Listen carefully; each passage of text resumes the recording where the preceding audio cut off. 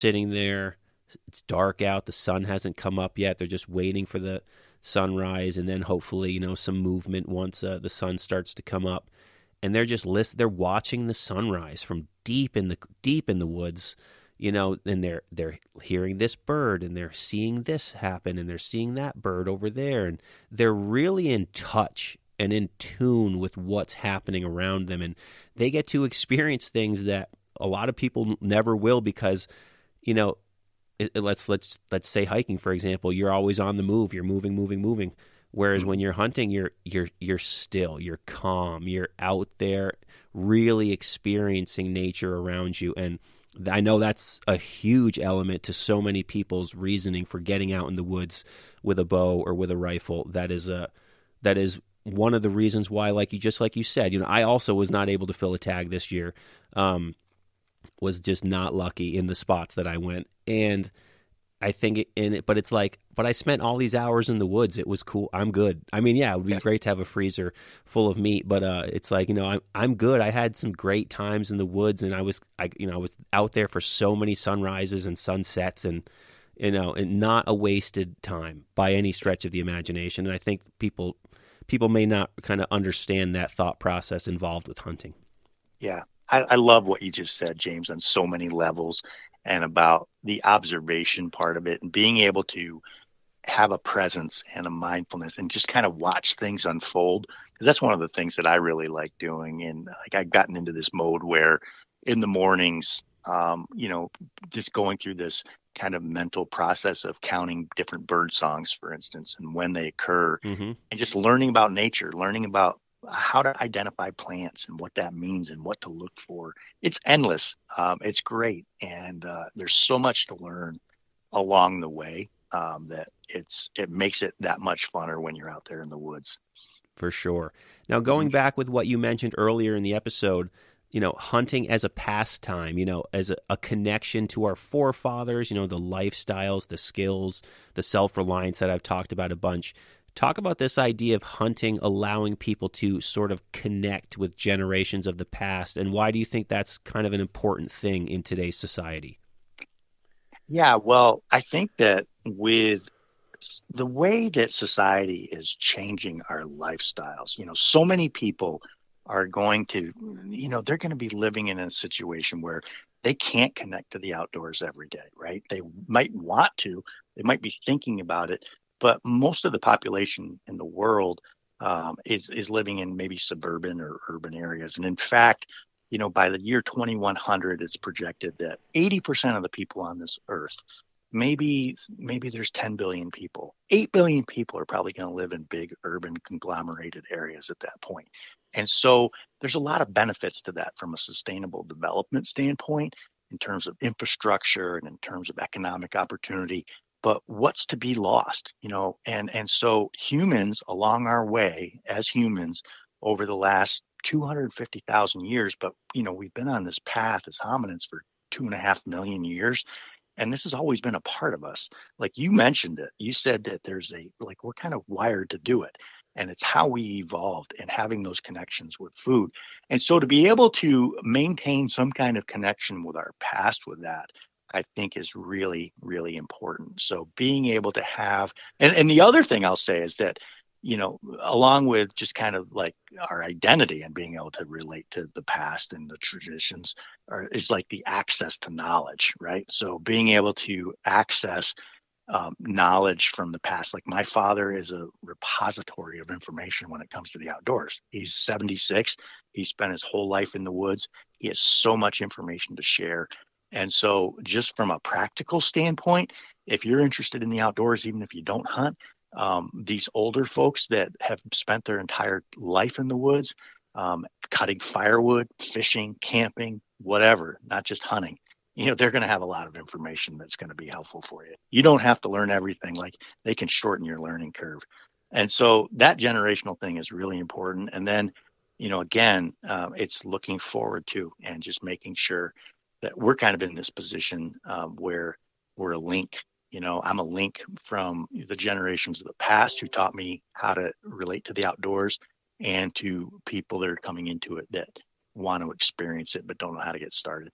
Sure, and I think it's important to not let those, those skills and those teachings of the past, die. I think that's very Hmm. important, and that's the way to allow it to, continue and remain for generations to come. So going Yep. with what you just mentioned, so how can someone who, has wanted to begin hunting, or it's been an interest of them, they want to learn these skills of self-reliance, hunting for your own food, becoming in tune with nature, everything we've talked about and everything that comes along with hunting. How do you recommend new hunters embark on this journey? What's the first thing that you would recommend they do to, learn the ropes and get started on the right foot? Yeah, sure. So what I typically suggest, James, is find a conservation group that's kind of embedded in the hunting and angling community, and join it, because there's going to be people there that can ultimately help them connect. And so the having a mentor, having somebody like-minded, being able to join a conservation group that gives back but also has a hunting focus, like maybe Backcountry Hunters and Anglers, maybe Rough Grouse Society, American Woodcock Society, National Turkey Federation, National Deer Alliance, Trout Unlimited. There's a bunch of them, Pheasants Forever, but find one of those communities and get involved, and just dig in. And there's so many generous people out there that will help you with that. And then on social, there's just so many cool communities that are out there. I have been working with Mark Norquist at Modern Carnivore, for instance, and been doing the Outdoor Feast podcast with him. We've rolled out about 20 episodes. He's based in Minnesota, and check out his platform sometime, modcarn.com. And it's just like a platform to help people get started. He's got this Hunting Camp Live program. It's really cool. That I don't mean to, just pitch that selfishly either, because there's just a lot of other communities out there online. There's Hunt to Eat, and there's just a whole bunch of others. There's Artemis Sportswomen if you're a woman. Just find your lane and ask for help, and somebody will help you.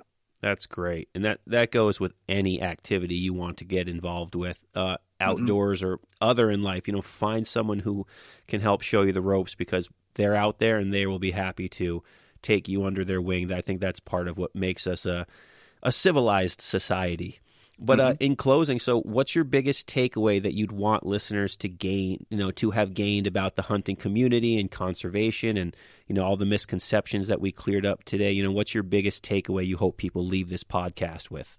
Yeah, I would just like to say that I hope that people can kind of get past perceptions and stereotypes and see that there's, as recreationalists, whether we self-identify as hikers or bikers or anglers or kayakers or campers or hunters, that we all have a common stake in this. And like, there are bigger questions in terms of how do we pass this forward? How do we protect these special places? How do we fund all of this work for, not just the animals that hunters hunt, but for the clean water that we have, for clean air and carbon sequestration and everything else. So just kind of looking at things from a big picture standpoint and saying that we all have skin in this game. And so, everybody that's at the table has their unique perspective and can contribute value there. And what I hope for the hunting community anyways is, I'm not trying to proselytize anybody. If you don't want to hunt, or you don't think you can personally, that's totally, I'm so respectful of that.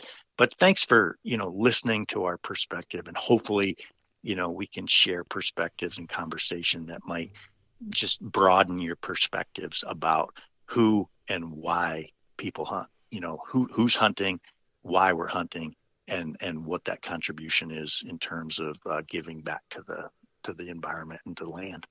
Absolutely. All right, great, Todd. Thank you so much. So I have a few final questions I always ask people at the end of the show. No wrong answers. They're all the correct answers, or just your answer.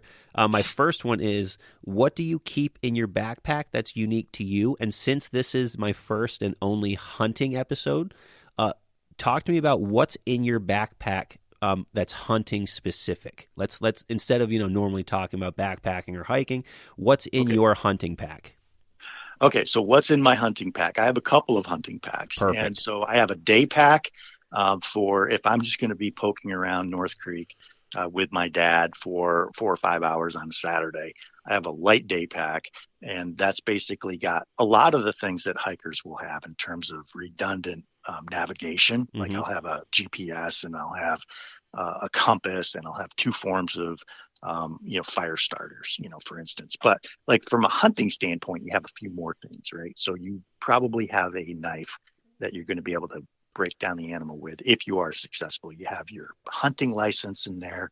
I carry some rope to be able to deal with this, because if you're hunting a deer and you're successful, you've got something that may be 150 or 160 pounds when it's field dressed, and so you've got to either get it out by getting it out on the ground or by packing it out. So just any kind of tools, like a basic knife and some rope and maybe some gloves, and maybe a bag for trash to be able to put all that stuff in when you're done, so you're carrying it out.